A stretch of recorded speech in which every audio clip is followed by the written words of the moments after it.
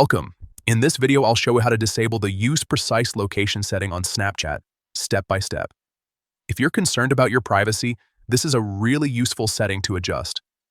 Snapchat can use your exact location when this option is turned on, which means it knows precisely where you are, not just the general area. Turning it off helps limit how accurately your location is shared. Let's get right into it. First, open your phone's Settings. This is the main Settings app on your device, not inside Snapchat. Once you're in Settings, scroll down until you find Apps, or on some phones it may be called App Management. Tap on that. Now you'll see a list of all the apps installed on your phone. Scroll through the list and find Snapchat, then tap on it to open its settings. Inside the Snapchat app settings, look for Permissions and tap on that. This is where you control what Snapchat is allowed to access on your device. Next, tap on Location. Here, you'll see the different location options available for the app.